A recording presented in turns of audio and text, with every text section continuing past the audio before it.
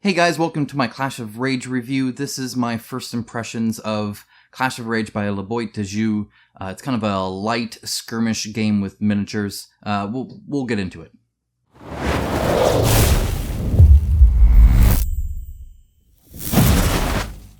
Alright, so I'm going to start by just kind of talking about the physical part of the board game, the quality of everything or lack thereof, and then of course the game details more and more as we go along in this first impressions review here.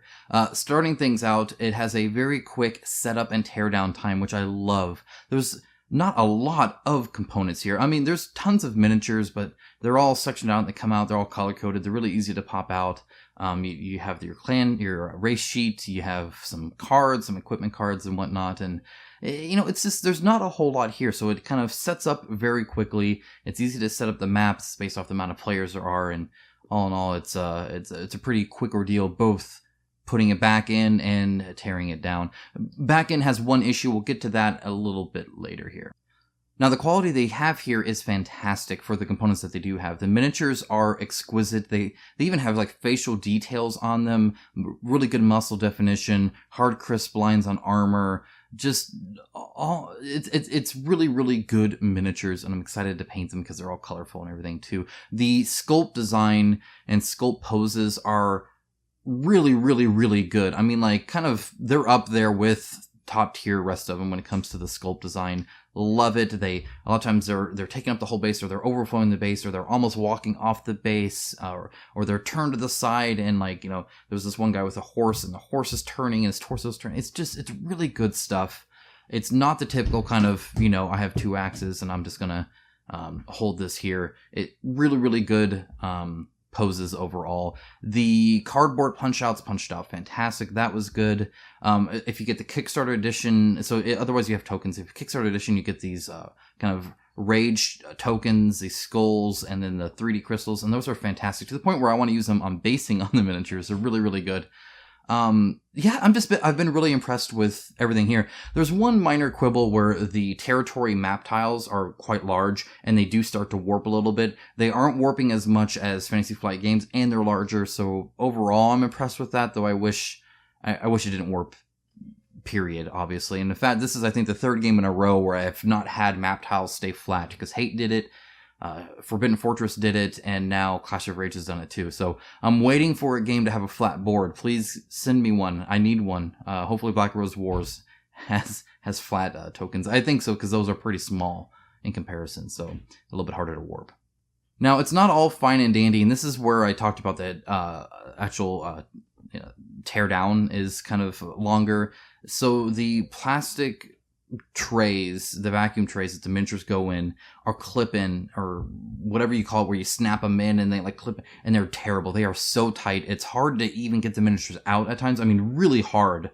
And it's hard. You gotta push them in, and you can see the plastic bending half the time. It's really bad, to the point where I'm tempted to make a custom insert for it. Now, speaking of a custom insert, or a kind of a foam tray box that somebody like even me could make, and maybe even make a video on it. Let me know in the comments below if you'd be interested in that. Because it'd just be kind of a general thing, not just for Clash of Rage. But the box of Clash of Rage, even with just the vacuum trays, holds everything that the game offers except the expansion miniatures. They made the wells deep enough for the cards, where it can hold all the cards, both the French and English version, from all the expansions as well. I got that all in, so it fits it all, and that's really, really cool that they do that. I really appreciate that. So there's extra room in there. They have lids. They're not dimpled, but it also means they can go all the way flush. So there's a little bit of card movement. I store it vertically because you have a sleeve here, but a foam insert, with a foam insert, I guarantee you could fit all the miniatures in there as well. So just because you're not wasting as much space as a lot of the trays end up doing. So yeah, I'm tempted to do that with this game, just because then it'd be in one big box. It'd be awesome. I'd have all the miniatures there, plus the clan sheets and whatnot. And so that'd be really nice. So I really appreciate when the box is big enough, or even now without it, it stores all the cards and everything. So I only need to get those expansions out if I'm using those miniatures. If somebody picks one of those tribes, I can take those out, pop out the miniatures, and then put the box back, and there's nothing else I need in there, which is really, really nice.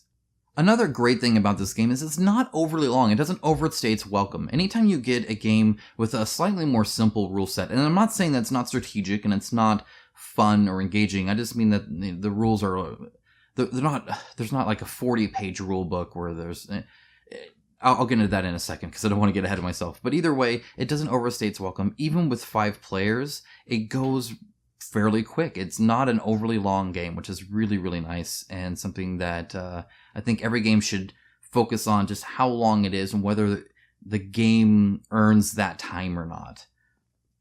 It also means it gets to the table a lot more often, just because it's a little bit quicker. Now back to the rules. As I said, they're fairly simple to explain. The rulebook isn't that long, and it makes sense. It's laid out well, which is nice. There is no index, which I always look for, and so if you don't have an index in your rulebook, I will note it, because I just think as a technical document, it should have an index regardless. I don't care if it's the same as the table of contents. It's then reassuring to know that this isn't mentioned elsewhere, which an index is, that's what it does, that's what it tells you. So you're not like, well, maybe it mentions this somewhere else. No, it must be in this section. I don't know. Well, with an index, you do know, because it would mention it. However, the rulebook and the rules are simple and straightforward, that you can explain it. And in fact, you can explain it as you go. So, like, when I brought in new people into the game, I just gave them the race sheets and just explained all the symbology on the races. I didn't explain how battles necessarily even work. I didn't talk about, the forges and cities and gyms and legendary gear and any of that. Just what's on there. They were able to pick a race that they wanted and have a good idea of how it played. And then as we got into the map tile, I explained how these map tiles work and stuff like that. And it flows well. It's really simple and straightforward. And there's not a lot of edge cases, which I really appreciate. There are a few, but there's not a whole lot of edge cases, which is really nice, because a lot of times, like in Hate or Forbidden Fortress or any of these more heavy, complex games, you get into the situation where it's like, well, I have this guy with this power and he interacts a little bit differently here. The wording here is kind of odd. So in this specific situation, 1 out of a million, how does the rules apply there? You almost just have to, call it or whatever. And it gets kind of confusing and odd. You have to look up an FAQ online and post on the Board Game Geek forums and pray somebody else can answer it. And even then you're just taking their word for it. And it's just, I like it when everything is pretty much in the rules. So that's a good thing. Now, that being said, there could be some better definitions. And what I mean by that is I always really like when keywords are defined. For instance, if you're going to say the word adjacent, define what adjacent means. That's not to this game per se. This is just in general. A lot of times they talk about adjacent, but then they don't really define what it is. Sometimes they'll give an example and you can infer from the example. But even then, I would prefer a concrete, bold word adjacent, dash or colon or whatever you want to do, and then the definition of what adjacent means, so that there's no if, ands, or buts or questions or whatever. Rise of Moloch is, I think, a famous one for me on it, where it talks about adjacent, but then it never mentions whether it goes through, like, walls. It mentions fire doesn't spread to the outside because of the rain, but if you attack somebody and it attacks adjacent, do you attack through the building into the other one? And if you don't do it for a regular person, what about somebody who has a big, like, essentially grenade launcher in that game? How does adjacent work? Does it blow up the wall? Like those gray areas and those definitions can easily kind of coexist, where if you define it well, the gray areas kind of go away. In this one, the only thing that I think I noticed right off the bat, there's 2 things here. One is for Kickstarter exclusives, and one's for the retail. So if you have the retail, you don't have to worry about the second one. The first one's just territory and what exactly territory is. Now, my inferred assumption on that, because there is no exact definition, is that a territory is one single hexagon, and I believe I'm pretty correct in that, like 99%. But I'd be 100% if there was a definition that exactly said what a territory is. So the second one, Kickstarter exclusive wise, is these heroes that you can have, these mercenary units that you can have. And it says they always have to be with somebody. So, but it doesn't, it's kind of really loose in that definition. So if they're on your bastion and you have people 3 over and they can move 3, can they move the 3 and end with them? Or do they need somebody every step of the way to get there? I don't know, he's going to have to make a judgment call. It's not in the rule book. So a few things like that, a few edge cases that definitions could solve. But in general, I'm happy with it. I can easily make a ruling on that, and it's not a big deal. Now, one of the things that I think really drives this game, one of the main components of it, you'll see a huge stack of cards. I mean, it's like this. all of gear, and that's just like the English one, so French is just as big. And there's tons and tons of gear in this game, and gearing your units and making your race and the sheet you have full of gear is exciting, and it's awesome. You only have a weapon and an armor. They keep it simple again, which I appreciate. It gets a little bit less confusing, makes everything just kind of go quick. You either get a purple weapon or a green shield. Those are kind of the two things here. And it's really exciting to get gear. There's a wealth of different gear you can get, and you can really make the gear match your playstyle. So you can get more rage, or perhaps you're more defensive, or perhaps you're just rolling a ton of dice, or perhaps you're more healthy, or a combination of them, or perhaps you just like dice manipulation. So you have a lot of re-rolls, or whatever it might be. There's gear cards there for you that you can always get, and that's really, really good. I really enjoy that. Now, one of the pros and cons here, the legendary gear is awesome. It's really fun to get legendary gear. It's full foil card. It's super shiny. They're amazing. They look really cool. The art wise, they have great stats. You feel super powerful when you get them. And if you're the first one to get a legendary gear card, especially if it's more than a turn out, you start to become unstoppable. So there's a bit of a power creep there, where if you're excelling a bit more, you're probably going to win just because nobody can really stop you. If you're on your forge locations and you have legendary gear on there, nobody's really going to be able to take that from you. And if they are, they're wasting their turns doing it. It's essentially ensuring that they do not win either. Which is kind of a bummer. It's the only downside to the gear is it's almost too good, right? You get so excited when you have it. Now, if everybody has legendary gear, it evens out a bit more, which is good. Especially even if you have just legendary weapons and they have legendary armor, it kind of counteracts and does okay. So it's not too bad. But in that scenario where you have it earlier than everybody, it's a little unfortunate because it's pretty deterministic on who's going to win unless you mess up a lot or they're really sneaky about it. Now, there are a lot of races here. I didn't count, probably about 7. I forget, plus with the 2 expansions included there. There's quite a few to choose from and pick, and they're all fairly balanced. There's a little bit of an edge, I feel, to the ones that have a natural defense, because early game they're a bit more defensive than everybody else, and then if they get gear, then they just continue to stay a bit more defensive, unless you're gearing them differently. But if you do that, it's very hard to overcome that. And so that might be one that I think is a little lenient on there. I could be wrong. I've only played a couple games here, so I'm not entirely sure. But of the games I've played, that seems to be the case. But I do like the selection they have and the fact that they are still fairly balanced. Now, one of the only times there's, I think, a large downtime that's worth noting is if there are 2 players that are fighting quite often together, 2 races are fighting off together. Typically happens when people place their bastions really close together, so they're constantly interacting. But otherwise, typically you might have up to maybe 3 battles. It's pretty unlikely you're having a lot more than that. But typically they're with either the elves or with other players, but not the same player. And so the downtime actually isn't too bad. It happens pretty quick, and generally you're interested in who ends up on top or how it goes, and the interactions are pretty quick. However, if you have multiple battles with the same person, everybody else kind of has a long downtime, which is kind of unfortunate.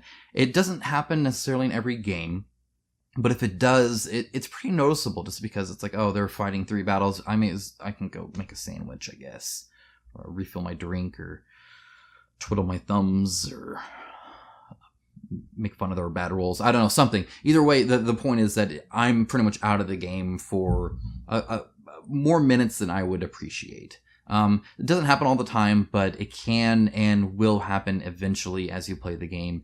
And it's just something to note that the downtime is generally very good, and I have no problem with it, but at times can be quite lengthy depending on the situation. That being said, the combat itself is very streamlined, and I really, really like it. So I talk often about how I don't like figuring out what happened after the dice roll. I don't like rolling the dice and then adding, oh, I get a +1 here and a reroll here, and then you get a -1 defense here.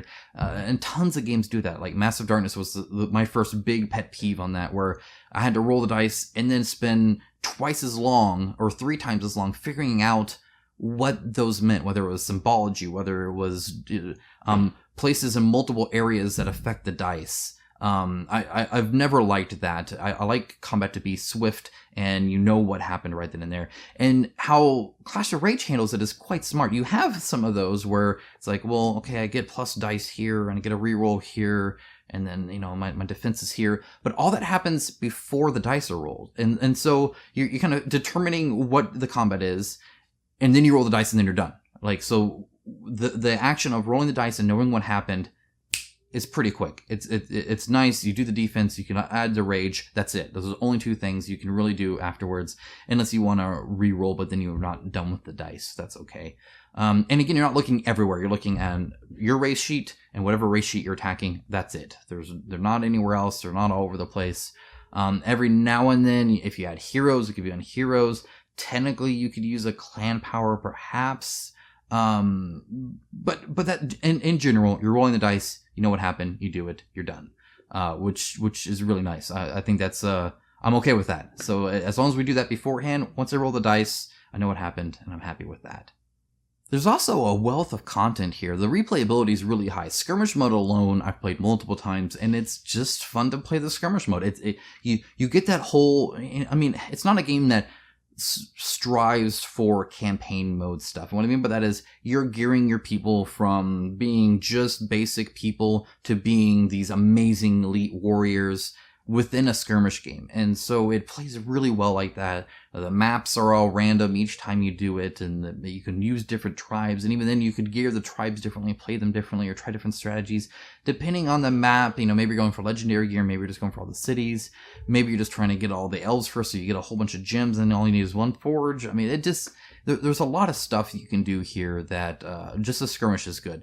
Now, the campaign then adds even more because there's a ton of scenarios, which is nice. And you don't play them all either. Typically, you're going to play 5 before the final battle. And there are much more than 5 scenarios. So you might even repeat some, but then get some new ones in. And there's just a lot of game here. And between that and the multiple tribes and wanting to try them all out, because they all do play fairly differently. Some have a ton of units that are weak. Some have a few units that are really heavy hitters. Some have almost suicide people who don't have a lot of health but have a ton of rage that they're going to give you in the battle regardless of if they die or not, and just a lot of that kind of stuff that really plays differently and is a lot of fun. So a lot of replayability here, a lot of game here.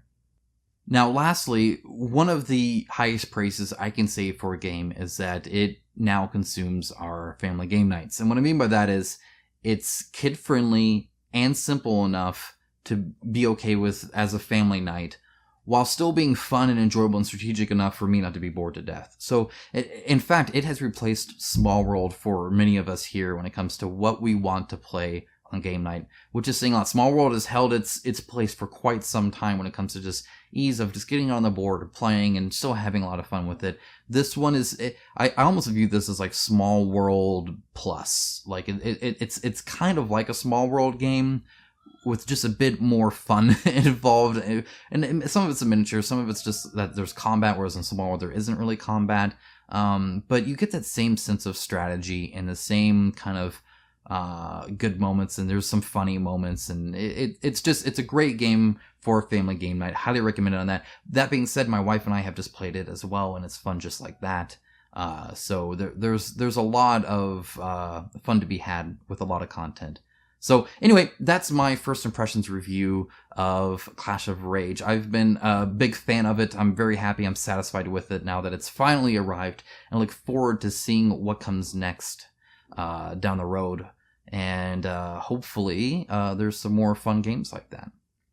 Alright guys, if you have the game, let me know what you thought out of it. If you appreciated this review, give it a like, subscribe if you want to see more. Obviously, I'll be getting plenty of games here soon. It's like a crazy time on Kickstarter. I think Black Rose Wars is delivering, Batman's delivering. There's some more. Joan of Arc is soon, right? That's coming here soon, right? I believe.